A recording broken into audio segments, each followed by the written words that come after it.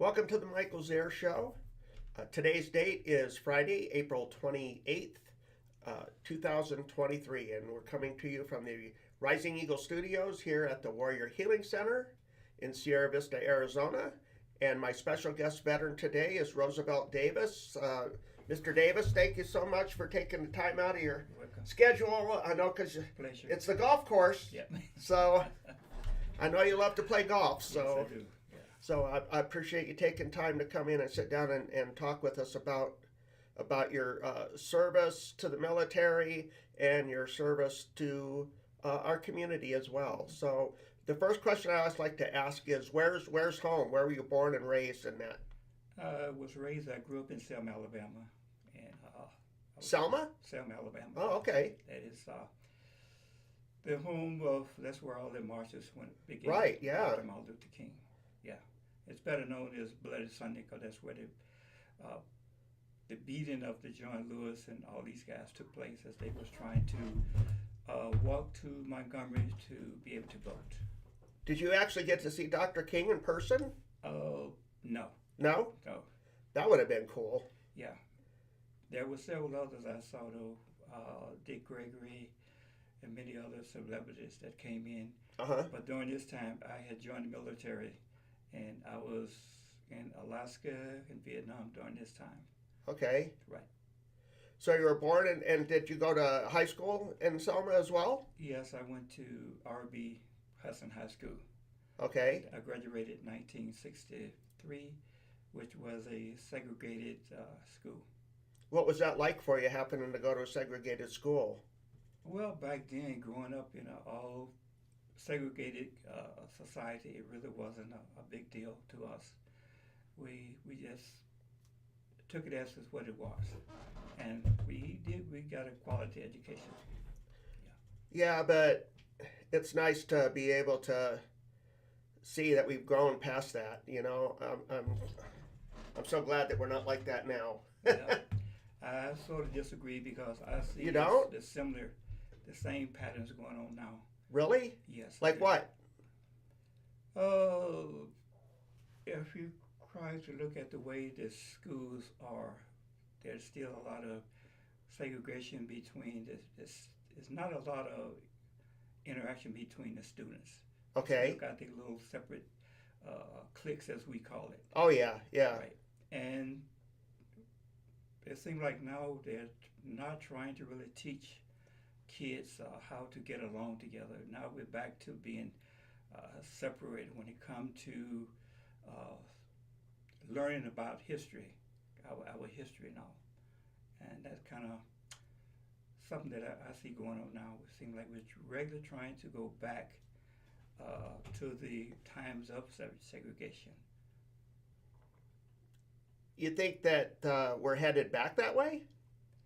Well, if you look at some of the things that they're doing, I look at the voting right.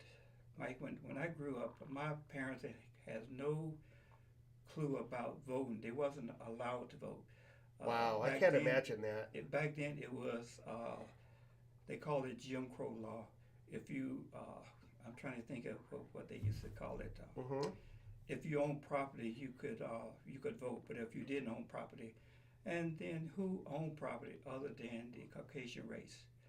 I remember when we started trying to march and vote, people were discouraged because many of them had jobs, and if they did, then they were subject to lose their jobs because Right. of the right to vote.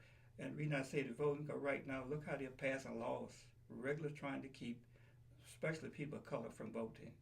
Period. You know, and that's kind of where we are. I was thinking about when Bloody Sunday started. I was in Vietnam, and we was over there trying to ensure that the Vietnamese wasn't come under communists. But yet at the same time, my sister, who was in Selma, Alabama, trying to get the right to vote, which the Constitution give us the right to vote, but yet they were denied. My sister was almost trampled by a horse. Oh my! Right with the right to vote, and I'm saying, this is something that's wrong with this picture. I'm over here giving my life Right. for a race of Protecting our people. country. Yeah. Right. And my people are being beaten, horses trampled, the simple right to vote. Today's the same thing. Oh, you need this, you need that. So that's what I say. That's one of the Wow. things that bothers me. I'm hoping that we would learn from our past mistakes and not want to repeat those. Right. You know, especially when it comes to any kind of segregation or racism and anything like that. So I'm glad that you brought this up because it's something that we don't normally talk about. Because being a Caucasian, I grew up in Chicago, and I wasn't exposed to that kind of life and having to not be able to have everything. I had the rights to do all that, Right. whereas black people didn't and had to fight for it for so long to get it. And that's why they had the Equal Rights Amendment, which I don't remember what year that was passed, but I should have looked. I didn't know we were going to get into that, or I'd have done a little bit more research. But it's something that I really enjoy talking about too. Right. Right.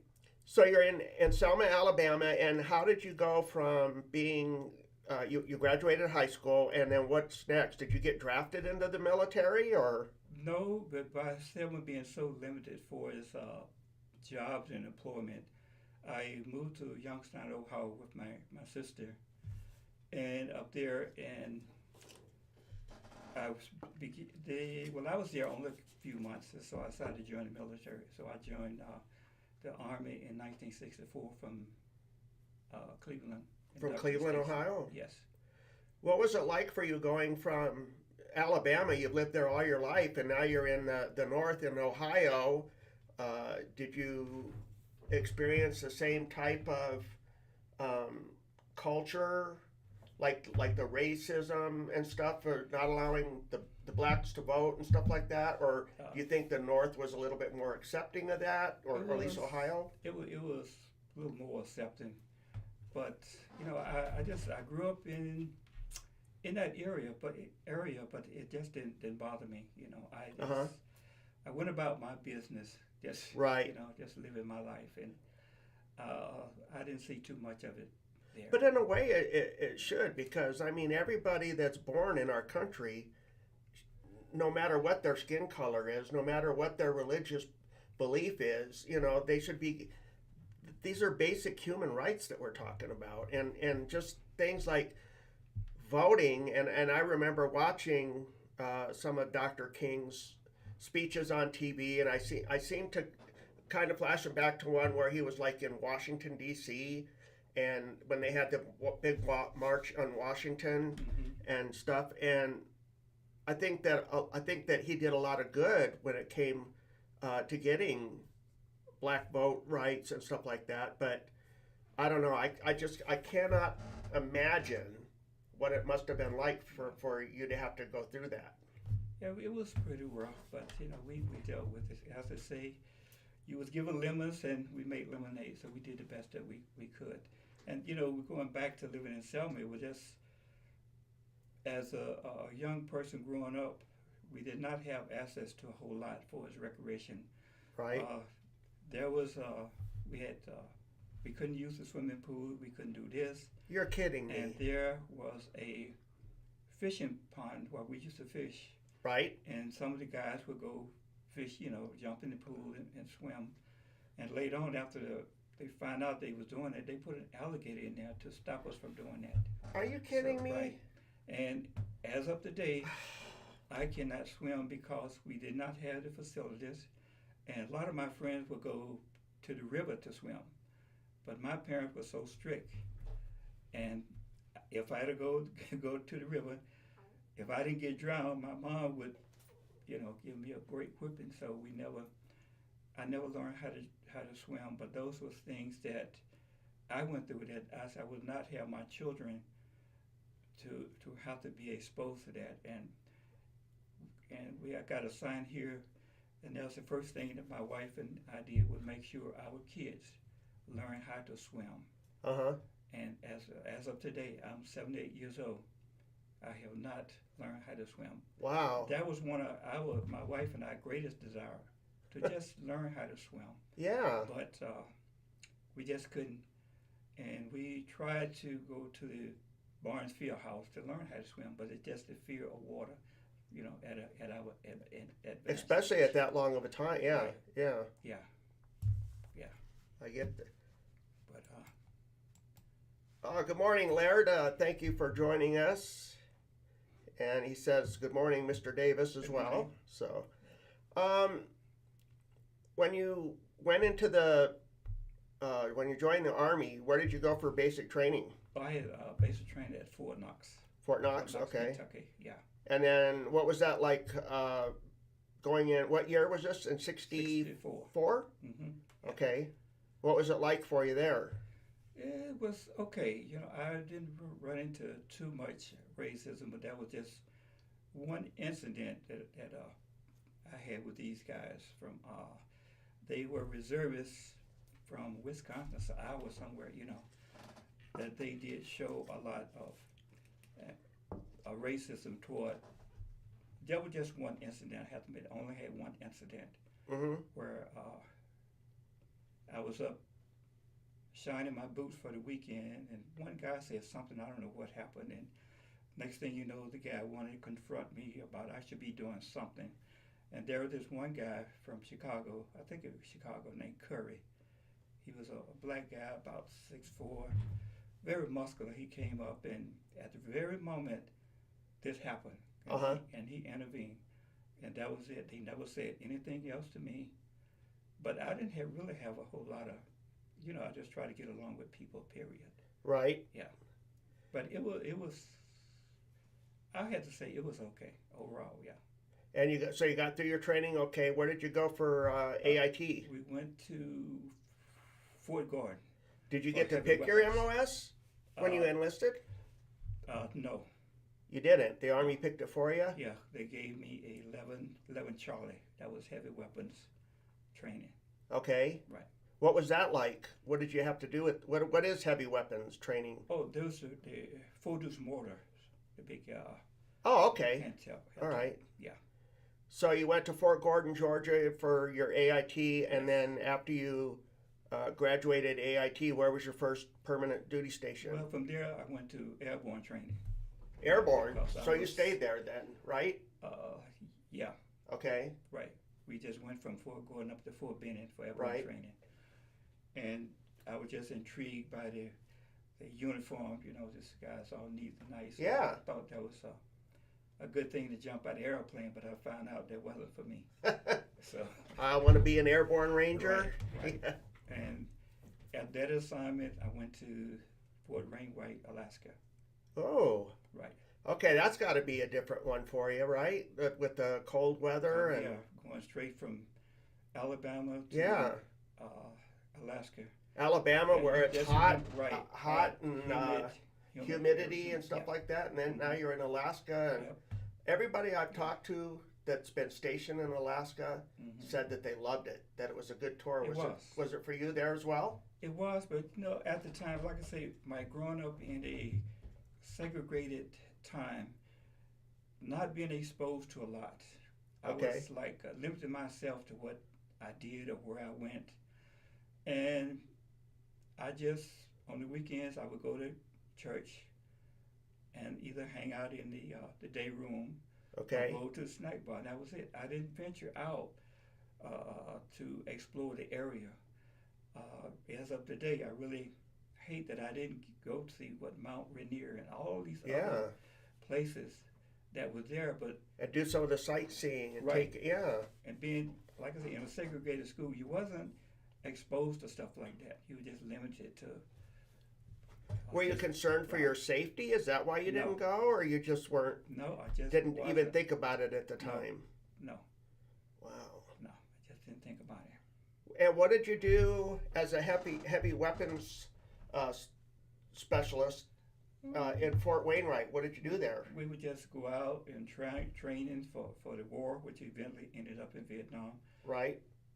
That's it. We just go out and train, and that's it.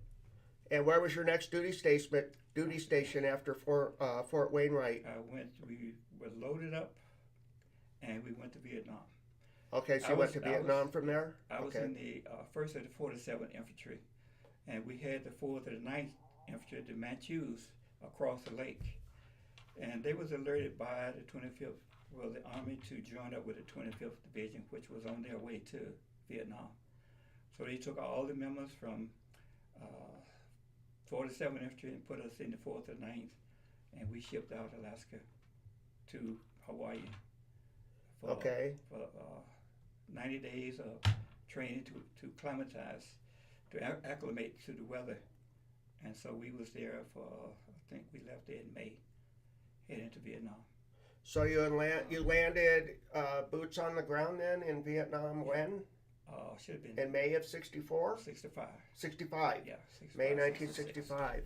65, 66, 1 and 2. I think it was 66, Mike. Yeah. What was your very first impression of Vietnam when you first got there? Setting aside that it was a conflict zone at the time, what like the scenery, the culture. Did you get to even see anything, or were you No. pretty much? No, we landed. The ships that came out, and we took pontoon boats into the coast. Uh-huh. We loaded up on trucks, and we just headed out, and with just nothing but. Are you thinking, oh my God, what did I get into here? No, I No? never did. Mm-mm. Wow. Only time I thought about that was saying, what am I doing when I was in Alaska in that cold? But after I got to Vietnam, we never thought about it. We just on the trucks and we just headed out to the base at Coochie's. Because you were like mission oriented and you were on a goal and Right. And how long were you in Vietnam for? A year. What was some of your basic daily routines or activities while you were there? But first, when we got there, we had to construct our own buildings. Everything was pre-cut. Okay. So we put our building together and everything. And once we set up, then we just continued our normal training. After I got there, I was put into the radar section. That's how I became a ground surveillance operator. So that's kind of interesting that you brought that up, being one of the first troops that were actually in Vietnam, right? Just So about. that's like, it's not like you walked in and everything was already set up for you. You're saying you actually had to do We had to construct our everything, our buildings, and we had a advanced crew to go over, which Okay. they set up the mess hall and the older room and stuff like that. But everything else we had to do it ourselves. How long did it take to get your base set up? Didn't take long. No? No. Like, are we talking like a couple days, a week, I couple said weeks? about a month. A month? Right. About a month? Yeah. Wow. Because most of the building material already in place for us, and so the only thing we had to do just put everything together. And where at in Vietnam was I this? was at Coochie. Where? Coochie. Cu Chi? Mm-hmm. Okay. About, I think about 100-some miles from Saigon. I'm not really sure. Okay. Right. Wow. Yeah. And what was your daily job then? You said that you were transitioned into Ground surveillance radar. ground. Okay. Right. Can you explain to us what that is? We was new at it, so but our NCOs was I think was Sergeant Cox, and I can't think the other guy. They were already into this MOS, and they did our training. We get up, we trained on the radar. We went through mock drills. We set up the radar, and then we would have people to walk in front, and we got different sounds of people walking, vehicles. Oh, wow. We had people simulate crawling on the ground to get us, trained up into that. It fascinates me. Right, and we would have our back turned with the radar facing toward the enemy. That way we could detect the sounds. Wow. Right. I didn't even know that we did all that stuff. Oh, That's yeah. just fascinating to Right, me. it was, yeah.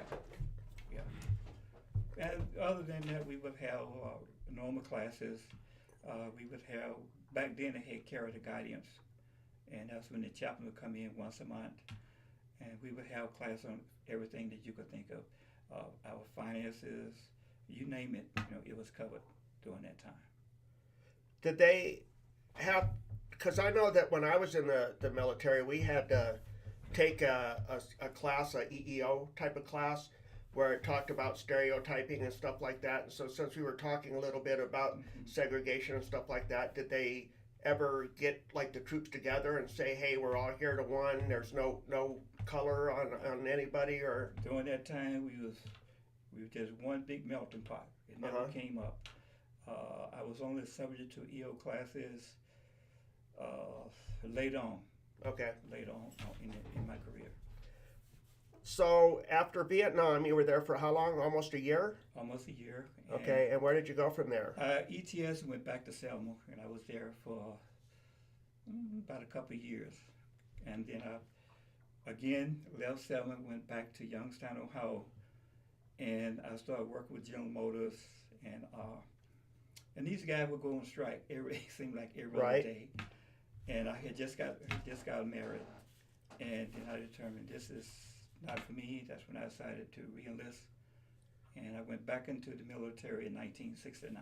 So how many years had you put in the first tour? The first 3 years. For 3 years, and the ETS. And then how did you meet your wife? Let's go ahead and give her a shout out. Say hi.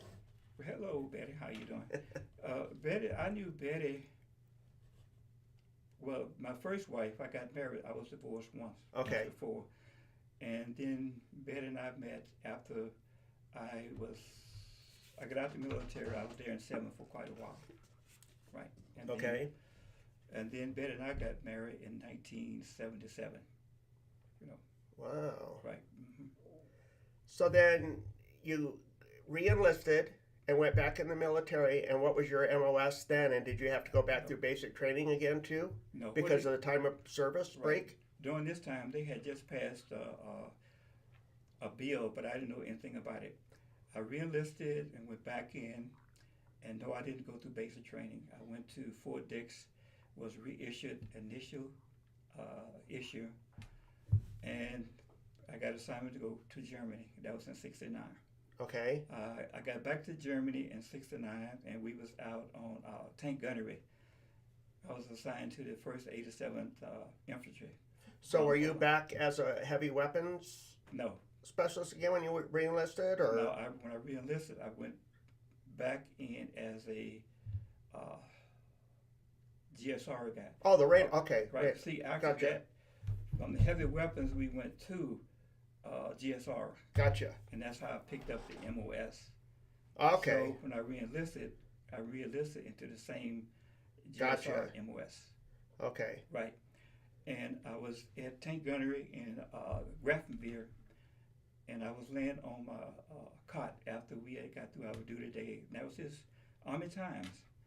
And I was reading it, and it was saying that if you came back in the military I think 4 or 5 years, you could, I got out as spec fire.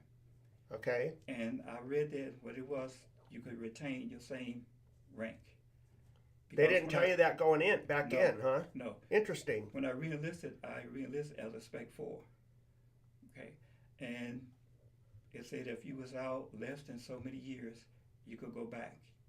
And I went to my personnel sergeant, Sergeant Stevens. I still remember him. And he did all the paperwork, said, hey, you're right. And within a couple of months, I got my E5 back. Did they give you back pay too? No. No? That was not early.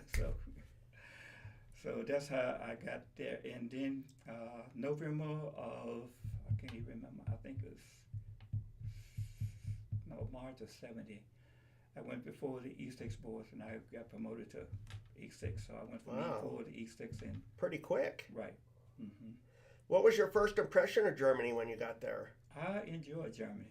Yeah? But again, there was a lot of racial problems in Germany. It was really heavy when I first got there.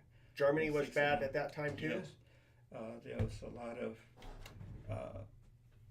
fights among the blacks and the whites, and it got so bad that the whites finally got tired of it, and they just formed their little own gangs, and it really came to a head when there was a E5 got killed, and that's when they finally realized we got a problem. We need to do something about it, and there were black guys, and it used to go. Even me, I was looked upon as part of the enemy, since I was a NCO. I was the enemy. They would. I found out these guys had plotted. The black guys had plotted up to break into my room and steal everything I had and cause me harm if they had to. But there was one of the black guys that overheard it and let me know what was going on. Wow. I would. It was so bad, Mike. I would sleep with the machete because they didn't care. Wow. It was that bad. And finally, I believe his name was Jim Kemp. They finally had enough, because you were back in the States. They just heard just the opposite. They about all the racism going on. The whites doing this, whites doing that, not the other way around. I won't treat everybody right. So it's wrong when the blacks do it. It's wrong when another race do it. Right. And so that's when he finally realized we need to do something about it. And I think about a month later, I got ordered to Vietnam. And the guy asked me, he said, well, look, you got a choice. You remain in Germany or go back to Vietnam. Mike, I opted to go back to Vietnam because I knew who my enemy was supposed to be. Right. So that's why I went back to Vietnam. So you had a second tour in Vietnam? Back to And Vietnam, were you doing the ground radar at that time as well? I was doing the same thing there. Did you go back to the same base that you were at the first time? No. No? Okay. No. The reason I asked that is I was going to ask you about like any differences or had it, because I mean, it had been probably what, 6-7 years since you? Yeah. Since you had gone back there? No. So where were you, when you went back to Vietnam the second time, where did you go? That's a good question. That's been so long. Come August, July, Right. I've been retired for 32 years, so it's pretty hard to remember. But anyway, they was drawing down. That's when Nixon had to start drawing the war down. Okay. And everybody was just preparing to load up to leave. So that's all I did. I just went from unit to unit to unit until the year was up, and I came back to the States. What were you doing then? Were you kind of like helping No, units? Just hanging out, doing absolutely nothing. 'Cause there was nothing to do because everybody was packing up to leave. Right. So it was just stay busy. Were you helping pack up then to get some of the bases ready to go? And were you going for the different sites or? No, when I would get to these units, most of them already Were already packed up and ready to go. So I was essentially finding make work. Just find something to do, keep myself busy. Mm-hmm. So after your second tour in Vietnam, where was your next stop? I went Fort Hood, Texas. Okay. Which once I got to Fort Hood, Texas, was the same old stuff going on there. A lot of hate, racism, and all. So it was nothing different. And what year was that? 72. 72. Okay. 72. Mm-hmm. Yeah. And what did you do at Fort Hood? I was the GSR section sergeant in. You were section sergeant? Right. Mm-hmm. Okay. Yeah. And you were at Fort Hood for how long? 2.5 years. And had your wife went with you? Oh, no, when I wasn't married at that time. Oh, you weren't? No. I thought, oh no, because you got married in 79. Right. That's right, Yeah, that's right. Yeah. I jumped the gun a little bit there. Right. Well, I was single all those. Okay. Right. So then after Fort Hood, then where did you go to? Back to Germany. Back to Germany again. Yeah, went to Erlangen, Germany, the First Army Division.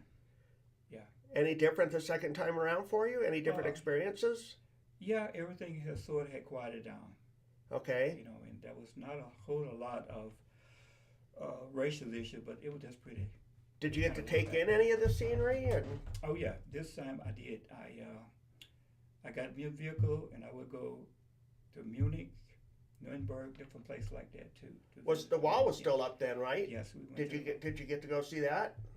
No. No? But Okay. Since you're speaking of the wall, we were there when it came down. You were there when it came down? Yes.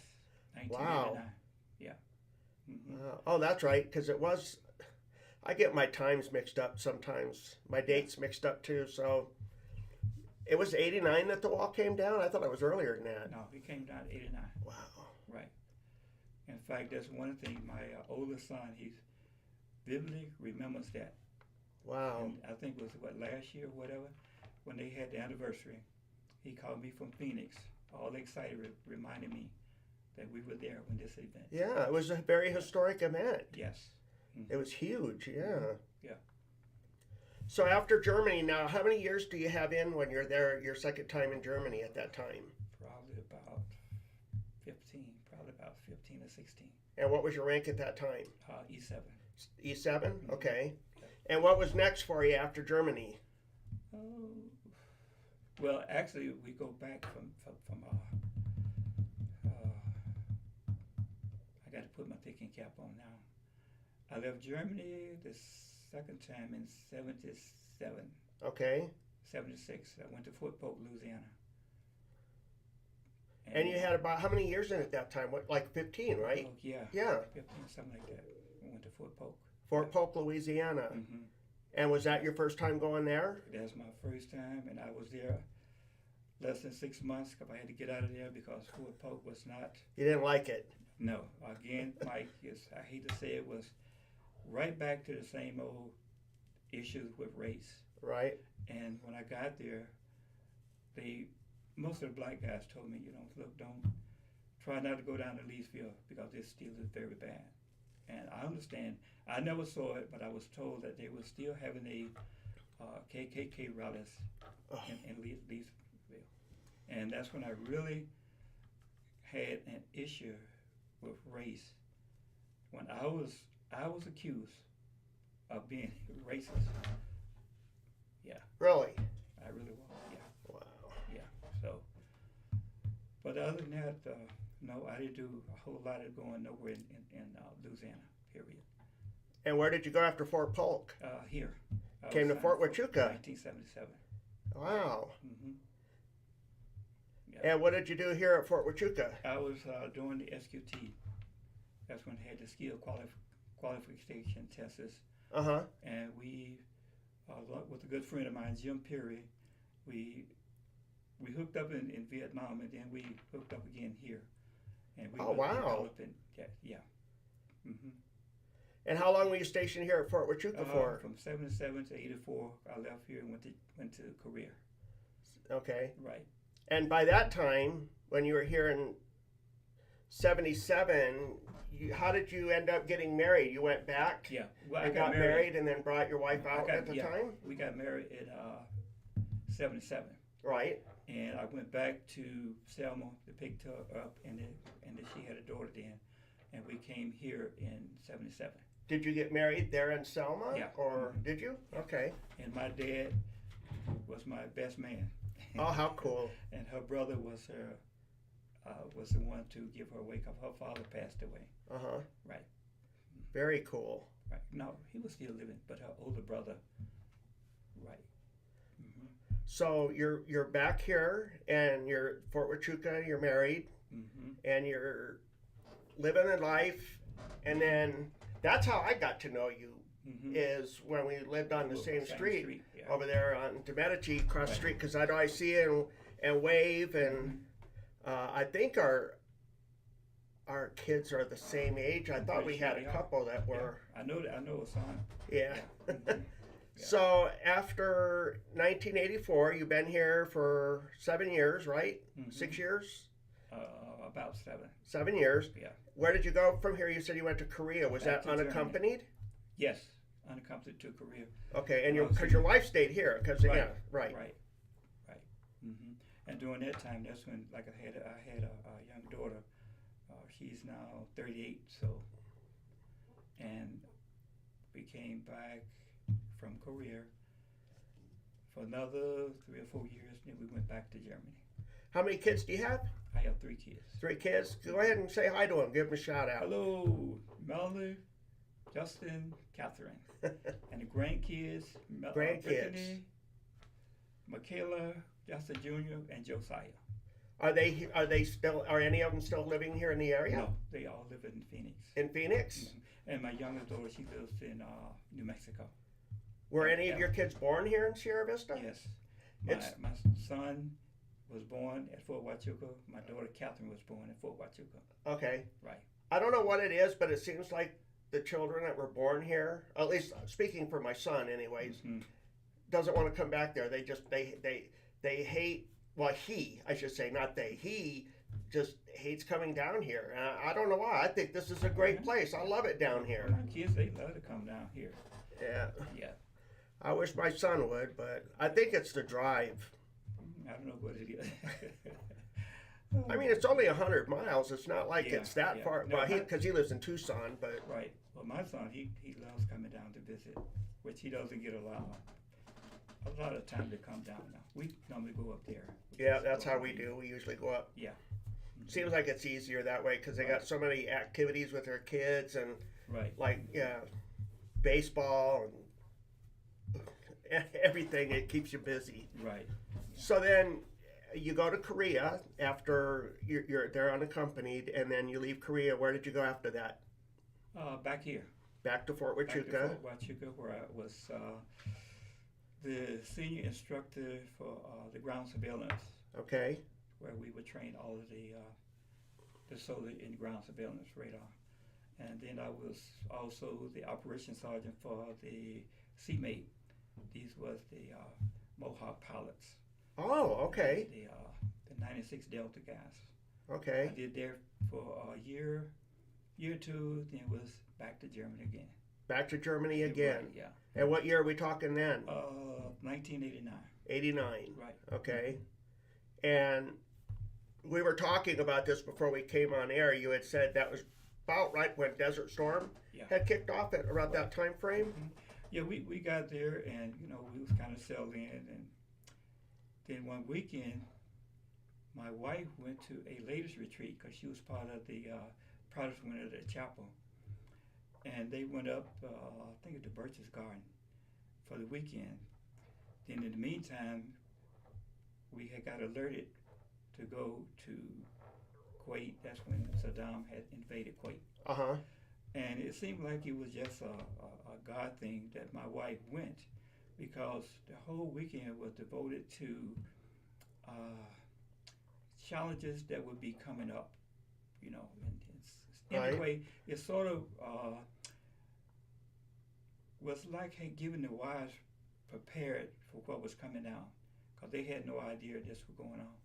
And then when my wife got back, we told her, what was going on.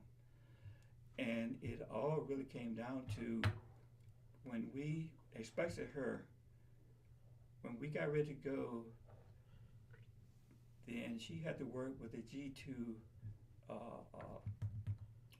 officer wives. I forgot what his name, because all the people were being deployed. So they needed a spokesperson for the women, for the enlisted soldiers. And since my sergeant major wasn't married, and I was the senior E8, then that fell on her. And so she was sharing that it kind of prepared her for that, to be able to be a spokesman for the enlisted women. Wow. And to see after them and keep them informed of what was going on. And she would meet with the G2's wife, and they would, go over different things, and sure the women was taking care of while they was living, let her know if there was emergency, who to call, and to stuff like that. So she was just like the spokesman for them. Did you actually go to Iraq or Kuwait, any of those? Yes. You did? And what year was that? 80, 89. We left December, I think December the 1st, 1989. And we loaded up and we flew to Saudi. To Saudi, okay. Right. And we landed, picked up all our equipment, because I was with the division headquarters, with the G2 section, so we carried our personnel carrier with us. So we unloaded that, we went out, set up in the desert until the whole division arrived. Refresh my memory though, but we went in and liberated Kuwait, right? Mm-hmm. And then isn't that when General Schwarzkopf wanted to keep going? And President Bush at that time said, no, mission accomplished, so stop where you're at. And right. That's what happened. And yeah, the war kicked off, and it was like 6 o'clock in the afternoon. We were headed out to heading toward Baghdad. And 2 o'clock or 3 o'clock in the morning, we finally stopped And in the meantime, that's when the Air Force had went in and started bombing. And Wow. shortly after, the ground war started, and a few days later, it was over. In fact, we were sitting in the desert when the last of the, we were sitting there observing. All of a sudden, we saw a rocket tank crossing in front of us. No way. Right. Wow. And then we had the what's that big heavy tank we got, that bad tank, the M1, whatever. The Abrams? Right, the Abrams or the M1, whatever. Well, this guy had locked in, and by the time he got ready to fire, that's when we got the word to stop the war. And whoa, we had to let him go. Wow. Right. And we just sit there in the desert until everything's over with. We moved back to the staging area, and we departed going back to Germany. I remember watching it, like I told you off air, on CNN, and was Right. one of the very first wars actually televised live, Right. I guess you could say. And I was surprised by the coverage, and the journalists had their gas masks around them, and every time something would go off or something like that, I don't know, it was strange times back then, and Right. seeing it live on TV made it more real. And I think that circling back to your experiences with racism and stuff like that, I think that's kind of when you share your story and I hear it, it's so compelling. But we don't get to experience that, Right. and we don't know that. We hear only what the news wants us to know, right? And I think the good that can come out of social media is that you can get this word out and be helpful and I don't know. I used to be really political on Facebook, Right. and I'm like, stop. Why? It doesn't do any good. No. You know what? If you don't agree with somebody, you accept, okay, I agree with your point. I don't see it that way, but I respect Right. your point. Yeah. I agree to disagree. Right. Respectfully. But that's the We don't problem. have that now. We don't. Mike, I have to say, back to It's okay. I get emotional, just It's okay. thinking what I went through. I pray to God that my children wouldn't have to live this. Right. My oldest daughter is 50. She's still the same thing. Now I'm praying for my grandchildren. It just bothered me. There's just too much hate. Yeah. Hate, like I said, I grew up in it. I'm like, I have two. You're gonna make me start crying now. I have really two biracial kids, Well, and I love them dearly. I just is that I wasn't but you raised love to them. hate. You love You them know? because you see them for who they are. Right. You don't see them as the color of their skin. Right. Yeah. And see, I wasn't raised like that. My dad would have to say yes, no, sir, to a 14-year-old child. Really. That's Yeah. And it just, we grew up having to go to the back door of places, and it just really, I think that's the biggest thing on my heart. I'm just so tired of so much hate and killing, and why? Because there's only 4 blood types. Because the color of one's skin. Why? Whenever we are supposed to have created by one creator, right. But anyway. And how do you get the madness to stop? I mean, you can't really. When somebody has got that evilness in their heart, It's not going to stop until yeah. one generation say enough is enough. Because it's still being taught. From the smallest child. That is when it's going to stop. When I grew up, Mike, white, black kids played together. Yep. But it was the grown-ups that put that seed into Yep. to them, And then I was talking about how I grew up in it. I used to love play. I played baseball, and there was the Cleveland Indians came through Selma. I had a trial period. Okay. So I get my old beat up glove and old spikes. So I go to this trial. I was an outfielder, played outfield, and they put us through our paces, hitting the ball, fielding, right? And so after it was over with, the guy said, okay, you guys sit in the bleachers and we're gonna determine who we want to pick. And I was sitting in the bleachers, Mike and these two white guys come up and they spoke to me and they said, oh, you know, the guy picked you, me, and this other guy to go. I said, are you kidding me? He said, no. So I'm all happy, right?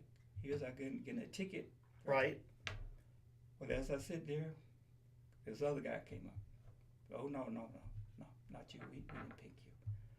And you could see the look on these two guys' faces, like they were just shocked. Because this one guy had overruled. Wow. Right.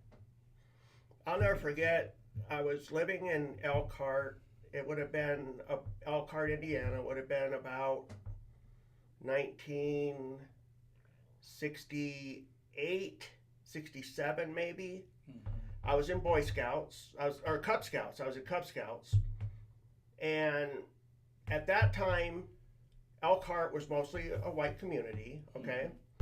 And my mom sat our pack down, and she had this talk with us that we were getting a black child to come in to the pack and that we need to be open. And I'm like, you know what? Why did you even have to bring that up? Because as children, we're accepting. We don't look at it like that. Like you're saying, when the parents bring it up, and kids don't see color. Right. Kids see people. Yep. You know, and until we can get to that point, it would never end. Well, I am so sorry that you had to experience all of that, but I mean, to me, it makes me a better person. It makes you your character that you are today. Right. Yeah. And I don't hate nobody. I get along with everybody. You know, but it's not always the other way around. Wow. But like I say, I've been really blessed. Been in the military, out of the military. I've been really blessed, you know, by a lot of the people around me. So why is it that you chose Sierra Vista, Cochise County to stay in when you retired? Why were we lucky enough to get you? Right, Selma was a small town. Right, and we come here, it's a small town. How big is Selma population-wise? Do you know? Now it's probably less than 18,000. 18,000? Right. Okay. Because I saw Mayor McCaw was in front of Congress the other day and was talking about the population of Sierra Vista was like about 45,000, give or take. So I was just trying to get an idea, but still a small town. Yeah, but see, really, over the years, Selma had just grown. When another thing, when you got to have people that work together. When we got our first black mayor, then everything like sort of split, you know. They wanted, instead of working together as a city and as people, everything was like, all right, we got our opportunity, now we're going to stick it to them. That was the mentality. And most of the business left. But the business left Selma when they started drawing down the Vietnam War, because Selma was the city of pilots being trained, Air Force pilots. And when they started drawing them down, then they started moving the pilots out. So the mayor, instead of working with the military, the Air Force, and you know, Mike, how when they say we're going to close the base, it takes forever. Right. But he going to sue the government to stop it. And I was married then, and I told my wife, I told Beth, I said, that's the worst thing he can do, is to go threaten. So really, Mike, within 6 months, that whole base was gone. Wow. Planes and all. Wow. And then all the business left. Yep. And that's what happened. It just was the downfall of people not wanting to work together.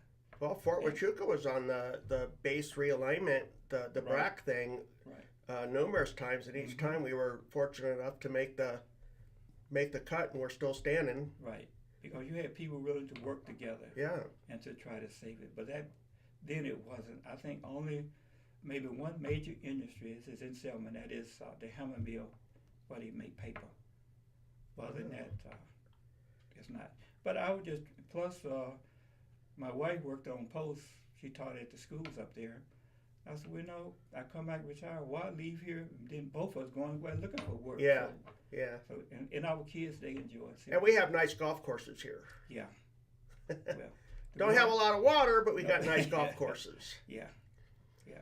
You know, we have back in January, I got to interview Mayor McCaw before. Well, at that time, he was mayor-elect, and he told a very fascinating story that as a kid in going to Buena High School, when Coach Williamson asked, you know, what do you want to be? He said, I want to be mayor of Sierra Vista, and look where he is at Right. today, right?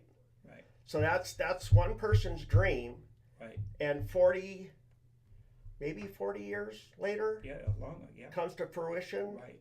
You know, and I have a lot of respect for him, and it was a great interview. I really enjoyed sitting down and then getting to see him testify in front of Congress the other day on the immigration he was very compelling, and he did a great job. So if you're watching, Mr. Mayor, you did a great job.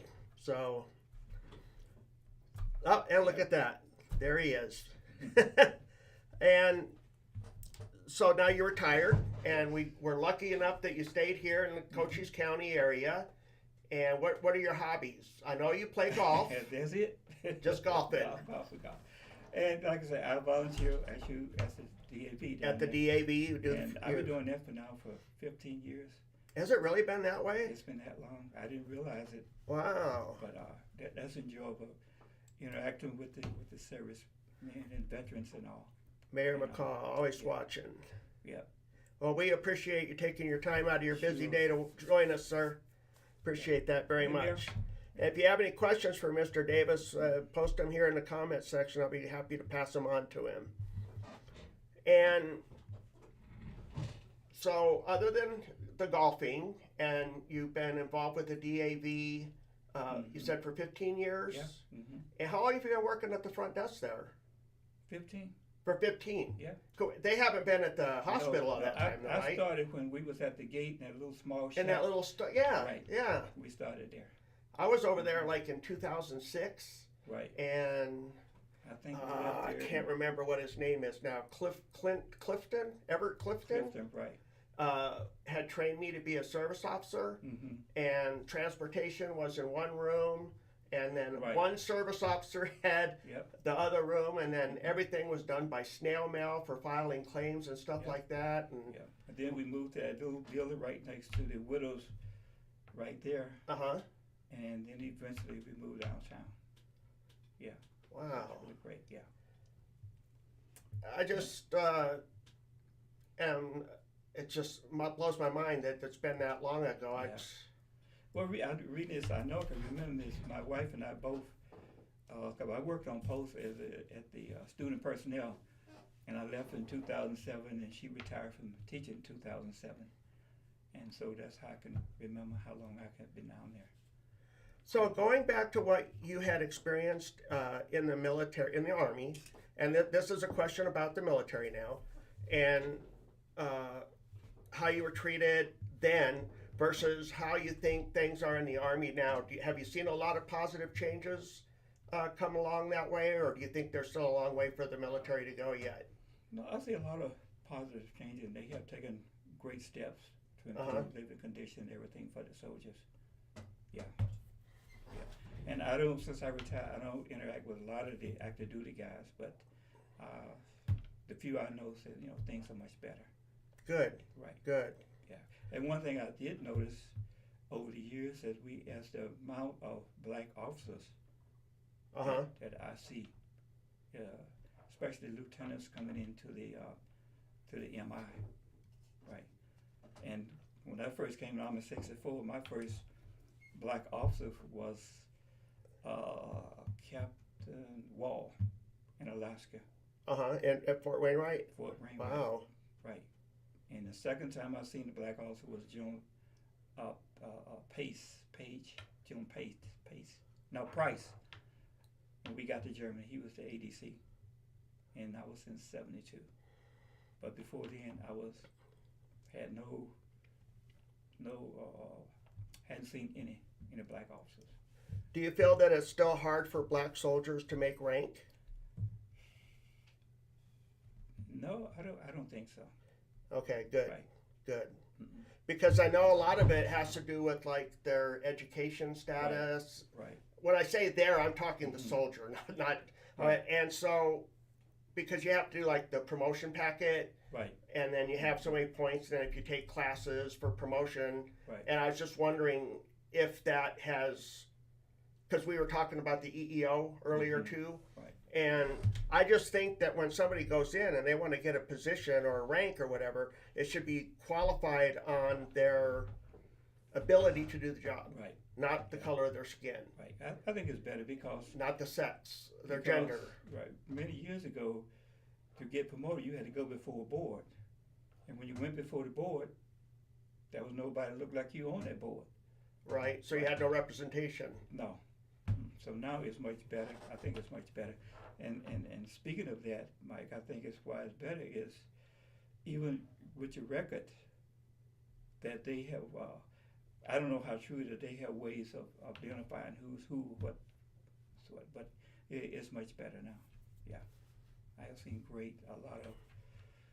a lot of blacks that are in leadership positions. I'm fascinated, and I'm so glad that we were able to discuss this today because I've talked to women about how the military has changed for them because like when they would get pregnant, they used to have to get out. Yeah. Now they could stay in. So the military has always adapted to accommodate women. So I would like to see that same philosophy of accommodating soldiers based on their skin, on the color of their skin, their race. Right. You know, not, well, gee, we're not going to let you have this position because you're Hispanic, or we're not going to let you have this job. I don't think it should come down to that. It should come down to what you know. Yeah. Yeah. Well, like I say, it's changed when you have people seeing people who they are instead of color of their skin, what have you. So in closing our interview today, do you have any words of wisdom or any thoughts that you'd like to share with our audience? Just love one another. Amen to that. I'd like to say, love the neighbor as thyself. That's what is my greatest desire, to see this country to be one instead of torn apart. So that's mine. Well, we are the United States of America, after all, not the divided states of America. Well, for the last few years, it seemed like it's divided. Mm-hmm. Yeah. And I think social media plays a big part in that too, because then you get to the point, well, who do you believe? Well, I tell you how I dealt with it. The way I shut down the noise and tried to be a better person and tune all that crap out is I quit watching Fox News, CNN, any of the major news that gives you opinions. I just want the news. Yeah. This is what happened, blah, blah, blah. And that's all I need. Let me make up my own mind. Yeah. I don't want somebody on the network preaching to me and telling me, oh, well, this is what happened. This is how you need to feel. This is how you need to behave. It's ridiculous. People start to think for themselves. Yes. Right. Okay, Mr. Davis. Well, that does it for us. I appreciate you so much for sitting down and sharing your story. And I wasn't expecting it to be as emotional as it was, but I'm glad that it was because we need to know. As a country, we need to know, because especially those of us that aren't black, that aren't Hispanic or another culture, basically saying white people, we need to know what it's like, but we need to hear it from people that have actually experienced it. Because I think it's so much more coming from somebody who's actually lived it versus a news media person that's telling you how you need to feel or how you need to react. So and get out there to meet people different, get to know the people. Yep. Right. Don't let somebody determine how you should treat somebody. And I think one of the biggest ways you can do that is by getting involved in community activities. Sure. Yeah. You know, whether it's volunteering here at the Warrior Healing Center, volunteering at the DAV or one of the service organizations around here. Heck, they could even go down to like Salvation Army. St. Vincent. There's so many different places that people could volunteer. Right. And by volunteering and getting involved, you get to know your people in your community. And don't be afraid to come up to me and talk to me. I'm not going to bite you. Yeah. You know, get to know people. And that's the one thing I really respect about Mayor McCaw is he does that walking on Wednesdays, where he goes around on Wednesdays and talks to people. And we've never had a mayor that's done that before. No. And I think that helps. Plus, he's active on social media in a very positive way. Right. And plus, he has always been involved in the community. Yes. Like, I met him many, many years ago. Yeah. Yeah. In fact, he knows my grandson real well.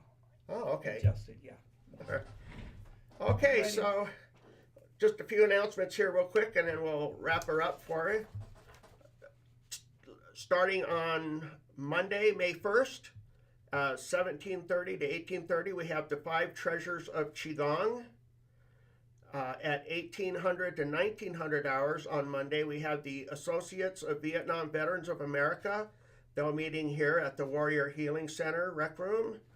If you're a Vietnam veteran, you can be a member in that group. If you want more information on the Vietnam Veterans of America, reach out to Bill Beecher, or just come into one of the meetings like Monday at 1800 hours and find out what they're about. At 1830 to 2000 on Monday, May 1st, we have the Scottish American Military Society monthly meeting here at the Warrior Healing Center main conference room. And just to let you know, the Warrior Healing Center now offers Reiki as a healing option, and it's free for veterans. If you would like to make an appointment, all you need to do is come into the Warrior Healing Center, and they'll make an appointment Mondays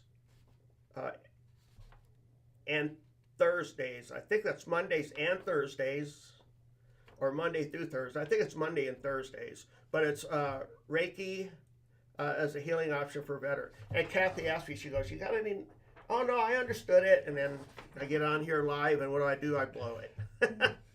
At 0800 on Wednesday, May 3rd, we have the Velo Vets Sierra Vista Group Ride, which will be meeting at the Pueblo del Sol Country Club parking lot.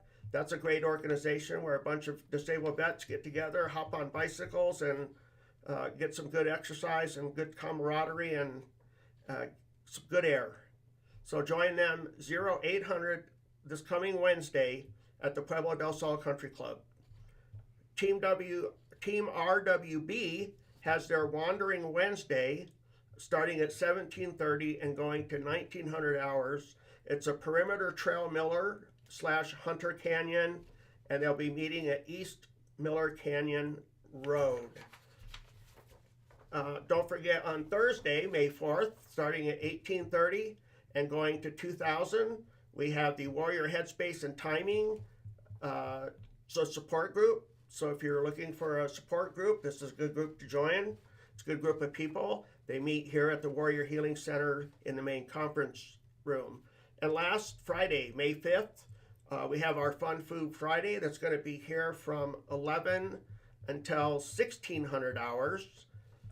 And what they do is the Cooks Clubs get together and prepare meals, bring it in, and you come in and you get a free meal. So that's Friday, May 5th, 1100 hours to 1600 hours. And last, starting 1700 going to 1900 hours, the DAV Fry Chapter 14 monthly chicken fried steak dinner, which takes place at the VFW Post 9972. Okay, that's it. Thank you so much for joining us, everybody. See you next Friday with another special guest veteran. Again, Mr. Davis, thank you so much for sitting down and sharing your story. And God bless you and your family. And God bless everybody. Have a great weekend. We'll see you next week. Bye-bye.